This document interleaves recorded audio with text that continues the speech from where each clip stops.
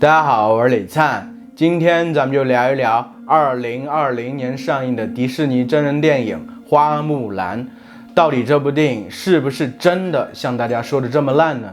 其实这部电影才上映的时候呀，我就看了不少评价，几乎清一色的都是差评。其中有2点最为突出的意见。第一点呢，就是把它和1998年的动画电影相比较，觉得真人版里头花木兰这个角色呀，没有一定的成长曲线，一开始的时候就拥有一种神秘莫测的力量，就是气。第二点主要是中国人及海外华人对他的意见，觉得他展现的中国不伦不类，莫名其妙。当时呢，我就带着这些先入为主的意见开始看这个电影，结果看了1/3都不到，我就看不下去了，觉得我自己的智商受到了侮辱，这是什么玩意儿？昨天我决定不带偏见的把电影从头到尾看一遍，看一看究竟它的问题出在哪儿，究竟它是不是真的那么烂。结果我硬着头皮把这个电影看完之后，我觉得它真正的问题并不在于上述2点，而在于它的格局太小了。它把中国变成了迪士尼乐园，然后把战争变成了儿戏，所以才导致这部电影在故事上和逻辑上完全说不通。我为什么这么说呢？咱们先说第一点，把中国迪士尼乐园化。就中国有这么大，但在电影里它被不断的缩小、缩小再缩小。在电影一开始的时候，中国的好像整个社会就存在于这么一个土楼里头，所有的活动都在里头进行，甚至相亲啊都在里头进行，做任何事情都出不了那个土楼。出土楼之后，好像没有任何别的生活的场景了。这是把中国变成了一个迪士尼乐园，土楼就是其中一个游乐设施，然后到另外游乐设施就直接是战场了。虽然花木兰背着家人偷偷去从军啊，经过了好多地方，好像是啊，但是呢，按照地理的设定，这个土楼是在中国福建省，而当时的战场其实是在内蒙古了，但电影里设定在新疆那个地方。大家可以查看地图，从福建到新疆有3-4千公里，感觉起码到那块之后战都打完了吧。然后再说到它的京城所在地和战场之间的距离，木兰他们最后骑马回来救这个皇帝的时候，好像半天都不到就到了吧，特别快啊。在电影里头，这其实是有一定的解释的。就在他们在雪山上的时候，有个缺口能看到下面有一个特别大的城市，当做京城，这在一定逻辑上是能自洽的。但是在真人电影里头，这个京城大概设定就是中国古代长安的样子。因为之前出现的这么一个画面，京城的画面，我特别喜欢这个画面，因为它大概和中国古代长安的样子很像。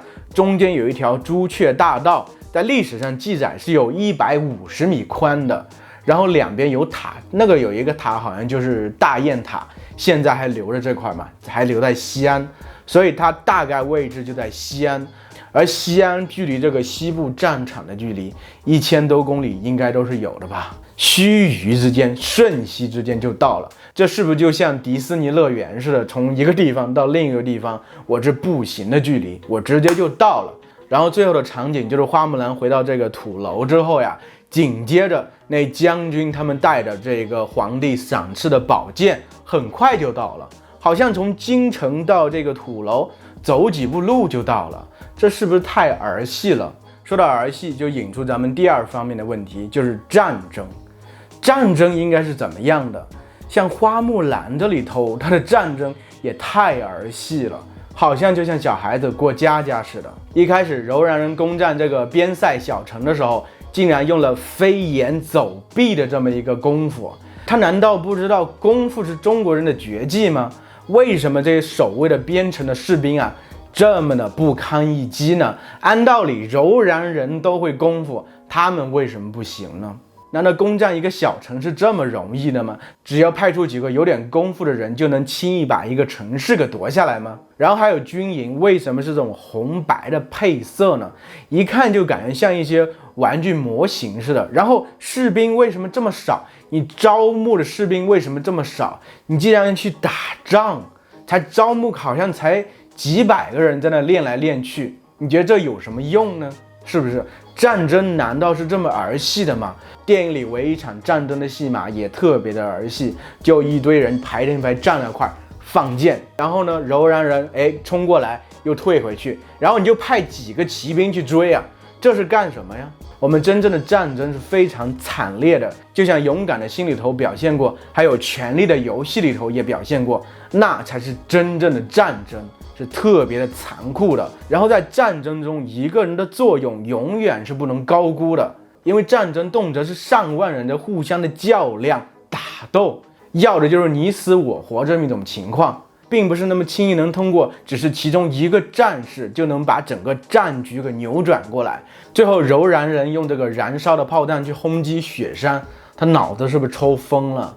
他们明明看到后面只有一个人在射箭，为什么不派几个士兵直接冲过去把它解决掉就行？然后最后柔然人去攻占京城的时候，还是只是这么几个人偷偷的混进城里头去。你以为整个中国京城的把守就这么不严密吗？中国京城按道理的禁军，就是保卫整个首都以及皇城那个禁军，最多的时候能达到80万。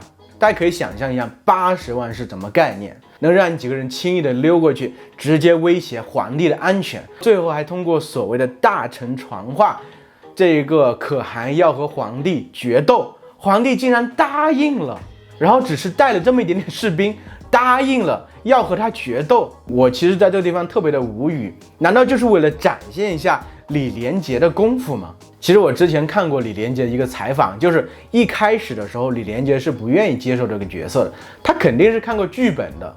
你想想，一个功夫皇帝在中国这片土地上，他还轻而易举的被打败被绑起来了，他怎么能接受这么一个事实呢？对不对？最后是怎么回事？是他的女儿劝他说啊，这是迪士尼出品的，爸爸，这能宣扬中国的文化呀。李连杰说好，那既然是宣扬中国的文化，那我就答应下来吧。结果宣扬了个什么？是真的是中国的文化吗？把中国变成了一个迪士尼乐园，然后战争又如此的儿戏。其实咱们可以回到电影本身上面，它其实讲的是木兰和自己一个能力的和解。很多人就说木兰没有成长呀，不像在动画片里头这样一开始的时候很弱，慢慢成长起来，一点点变强呀。其实我们不能这样看问题，这个电影它选择的切入角度就是不一样，它选择是木兰一开始就具备很强的这种能力，所谓的气，虽然这个气在中国人看来很奇怪，它其实更像《冰雪奇缘》里头艾莎所拥有的能力。艾莎不是一开始也就拥有这种超能力吗？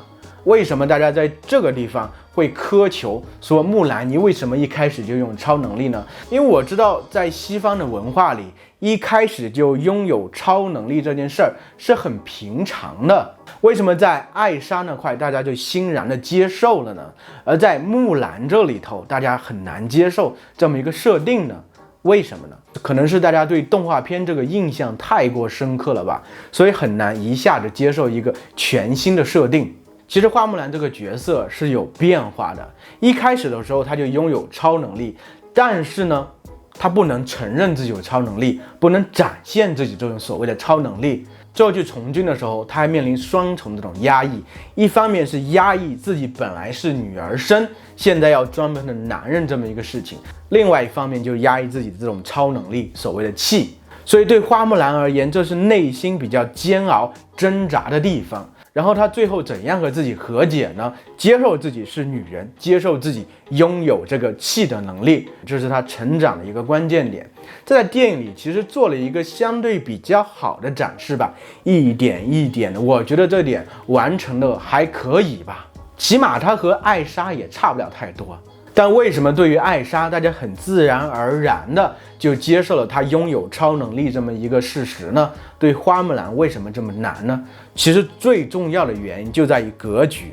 艾莎她的故事就发生在类似于北欧这么一个地方，就一个城堡，还有一座山，这格局是很小的，所以在这种比较小的格局里头，这个自我成长它是被放大的。但是在花木兰，格局太大了，中国那么大，战争这么大，所有都是大格局的东西，所以花木兰这个所谓的自我成长是一个特别小的事情，就像过家家一样，他和这些大格局是格格不入的。然后从他和自我和解，然后自我觉醒之后呢，面对的问题就是战争和拯救整个首都，甚至整个王朝这么一种非常大的艰巨的任务。这和他前期这种自我成长、自我觉醒是非常割裂的，因为他所展现的所谓气的能力不足以支撑他去完成这些非常大的、非常艰巨的任务。而艾莎她自我觉醒之后，面对的问题其实很简单，一个就是和她妹妹的问题，另外一个就是宫廷有点小政变而已。一个小小的城堡里头，一个小小的宫廷，一个小小的政变，轻而易举就能解决掉。然后他自我成长、自我觉醒，很自然就过渡到和妹妹的和解上面，最后以一个爱来结束这一切。因为他格局小，所以这一切能很顺利的变成一个完整的这么一个环。但是木兰她在前期成长这么一块，到后期突然变得无限大这么一个格局上，是完全断裂的、撕裂的，她进不去，她支撑不起来这么一个大的格局。所以这才是他电影失败的最重要的原因。那么今天咱们就聊到这儿吧。如果你喜欢我的视频，请记得给我点赞、评论，这样对我频道的成长大有帮助。那么下次再见喽。